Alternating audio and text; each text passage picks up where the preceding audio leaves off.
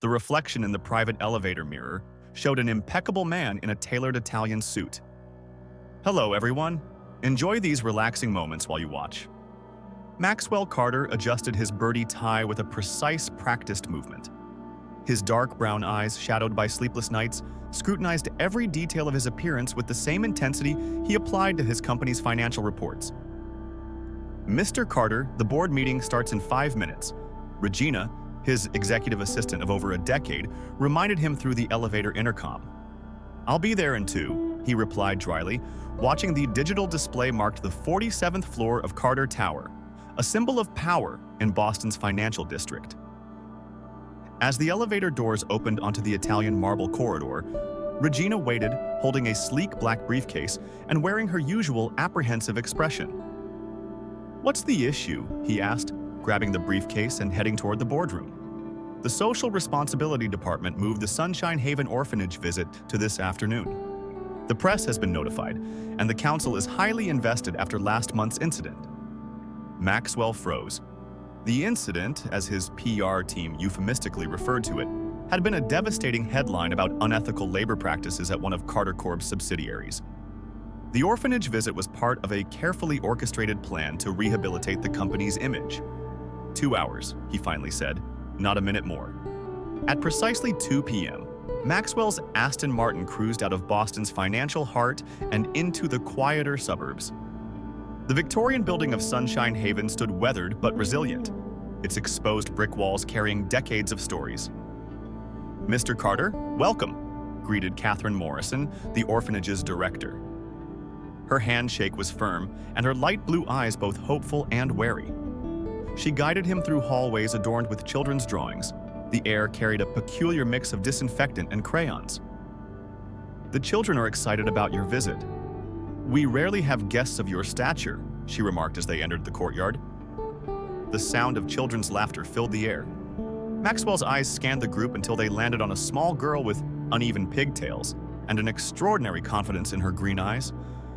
I know you, she declared, her voice steady as she stood before him. Her blue dress had a faint ink stain, and her white sneakers were untied. Maxwell felt a jolt of recognition. The child's gaze was unsettlingly familiar. Clara. Catherine called out, flustered, I'm sorry, Mr. Carter. Clara has an active imagination. Maxwell's voice softened despite himself. What's your full name? Clara, she answered, smiling. Clara Rose Martinez. The girl said, You're the man in my mom's photo. The surname Martinez hit him like a freight train. Memories from 20 years ago rushed back. Memories of Lucia Martinez, a chapter of his life he had buried deep. That's impossible, he muttered, but Clara tugged on his hand. Come on, she urged. I want to show you something. For the first time in years, Maxwell found himself following instead of leading, his carefully constructed world unraveling. Catherine's office was modest but organized. Maxwell sat stiffly, his fingers drumming the arm of the chair as she leafed through files. Clara arrived 3 months ago, Catherine began. Her mother, Lucia Martinez, passed away from cancer. Clara's been in our care ever since. The name Lucia pierced Maxwell's defenses. Memories of summer days in Cambridge and whispered promises under starry skies flooded back. Cause of death? He asked. It was quick, Catherine replied gently. She left Clara with a neighbor while undergoing treatment, but she didn't make it. A soft knock interrupted them. Clara entered, holding a photo. I found it, she exclaimed, showing Maxwell an image of a young man with an arm around a vibrant woman with green eyes. Mom said this was from when she met true love at Harvard, Clara said with pride. Maxwell stared at the photo. His throat tightened. It was him, 20 years younger, full of dreams he had since traded for ambition. Back in his penthouse, Maxwell opened an envelope Regina had delivered earlier. Inside was a letter Lucia had written but never sent. Dear Maxwell, if you're reading this, I'm no longer here. Clara has your eyes and your heart. I'm not asking for forgiveness for keeping her a secret. We both made choices that night. You left to build your empire. I chose our daughter. But now I need to ask something. I never thought I would take care of her, not out of guilt, but because she deserves to know the part of you the world doesn't see. The part that still believes in second chances. With love, Lucia. The words hit him like a punch to the gut. He picked up his phone. Regina, contact the legal department. I need documents for an adoption process. The next day, Maxwell arrived at the orphanage. Clara ran to him, her face lighting up. You came back! Maxwell knelt to her height, handing her the photo. Of course I promised, didn't I? Clara's eyes widened. Most grown-ups break their promises, she said. I'm not most grown-ups, Maxwell replied. He paused, then added, Clara, how would you feel about coming home with me? The girl hesitated, her small hands clutching his. Really? You're not going to leave? She asked. Never, he promised, his voice steady. The court hearing for Clara's custody was a media frenzy, with reporters camped outside. Clara's maternal relatives contested Maxwell's petition, questioning his fitness as a father. The judge listened carefully to both sides before calling Clara to speak. The little girl stood bravely.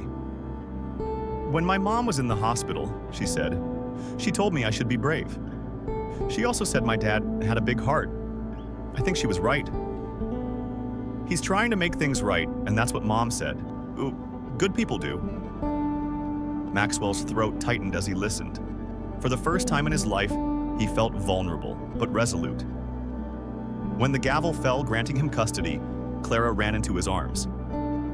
I knew you'd keep your promise, she whispered. Months later, their home on Beacon Hill was filled with laughter. Clara's room was painted in soft pastels, adorned with daisies, her mother's favorite flower.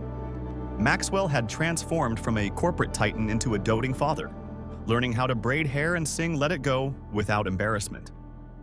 One evening, as they sat under the stars with a telescope Maxwell had used as a child, Clara pointed to the sky. Mom's up there, isn't she? She asked. Yes, Maxwell replied, his voice thick with emotion. She's the brightest star, always watching over us. Clara leaned her head on his shoulder. She'd be proud of you, Dad. Maxwell hugged her tightly, tears streaming down his face. I hope so, sweetheart. I hope so. As winter transitioned into spring, Maxwell found himself adapting to a life that no longer revolved solely around quarterly reports and board meetings. The once cold Beacon Hill estate now felt like a sanctuary, buzzing with the energy of a young child who saw the world through untainted eyes. One Saturday morning, Clara burst into his office, her hands smudged with paint and her cheeks glowing. Dad, come look, she exclaimed, tugging on his sleeve. Maxwell followed her to the sunlit kitchen, where a canvas lay on the table, a painting of 3 stick figures beneath a bright yellow sun. This is me, Mom, and you, Clara explained. See, Mom's the angel up there watching over us. Maxwell smiled, his chest tightening. It's beautiful, he said softly, kneeling to her level. Can I keep it in my office? Clara grinned and nodded, but only if he hung it where everyone could see. Their lives slowly melded into a rhythm. Maxwell learned how to juggle his demanding career with Clara's needs. He made time for school drop-offs, attended parent-teacher meetings, and even volunteered for career day at her school. When Maxwell entered Clara's classroom wearing a tailored suit, the children were struck. What do you do, Mr. Carter? A boy asked. Maxwell glanced at Clara, who was beaming proudly. I help people solve problems and make big decisions, he said, but my most important job is being Clara's dad. Clara's teacher leaned in, whispering, She talks about you all the time. She's proud of you. For the first time in years, Maxwell felt a deep sense of fulfillment that had nothing to do with corporate success. One evening, Maxwell sat with Clara on the couch, flipping through a photo album Catherine had given them. The album documented Clara's early years with her mother, Lucia. Mom loved to read, Clara said, pointing to a picture of Lucia holding a book. She said stories helped her dream. Maxwell chuckled. She used to read to me, too. When we were at Harvard, she'd sneak into the library and bring me novels to balance out my economics books. Clara's eyes sparkled with curiosity. Can you tell me a story about her? Maxwell paused, recalling a specific memory. Once during finals week, I was so stressed I refused to leave the library. Your mom walked in with a guitar. She didn't know how to play, and serenaded me in front of everyone until I laughed so hard I couldn't focus anymore. That was Lucia, always finding a way to remind me to live a little. Clara giggled. I wish I could have seen that. Maxwell kissed the top of her head. She would have loved to see the amazing girl you've become. Despite the joys, challenges persisted. The media remained relentless, publishing stories about Maxwell's newfound fatherhood. Investors questioned his commitment to Carter Corporation, and the board suggested a sabbatical. One day, as Maxwell prepared for an important meeting, Clara appeared in the doorway holding a piece of paper. Dad, can you help me with this? He glanced at his watch, then back at her. Of course, what is it? It's a letter to Mom. I want to tell her about us. Maxwell sat down, pushing aside his briefcase. Let's write it together, he said. Clara dictated and Maxwell transcribed. Dear Mom, Dad and I went to the library today, the one where you met him. He told me stories about you, how you love daisies and always say, I miss you in the car. Dad makes sure I know how much you love me. He even lets me pick the ice cream flavors, even if they're weird. I think you'd be proud of us. Love, Clara. Maxwell added his own note at the bottom. Lucia, thank you for giving me the courage to be the father Clara deserves. She's everything I didn't know I was missing. A few weeks later, Maxwell took Clara on a surprise trip to Harvard. As they walked through the campus, Clara marveled at the towering brick buildings and manicured lawns. This is where you and Mom fell in love, she said. Her voice was filled with wonder. Maxwell nodded. Yes, she changed my life here. They stopped at the library. Maxwell pointed to a corner table. That's where we first met your mom, he said. She told me that some places hold memories like invisible photographs. Clara touched the worn surface. Do you think Mom's memory is here? Maxwell smiled. I know it is. Later, they placed a small bouquet of daisies on the table. Clara wrote in her diary while Maxwell read from Lucia. They sat side by side, bridging the past and present in quiet companionship.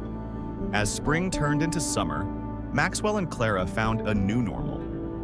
The Beacon Hill house buzzed with life as they hosted family dinners with Clara's maternal relatives.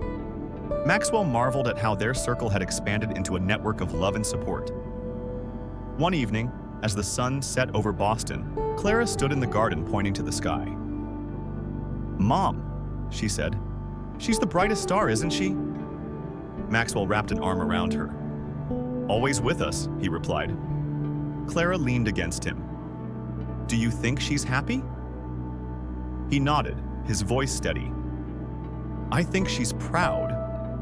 For the first time in years, Maxwell Carter felt a peace that came not from financial success, but from the quiet certainty of having built something truly meaningful, a family.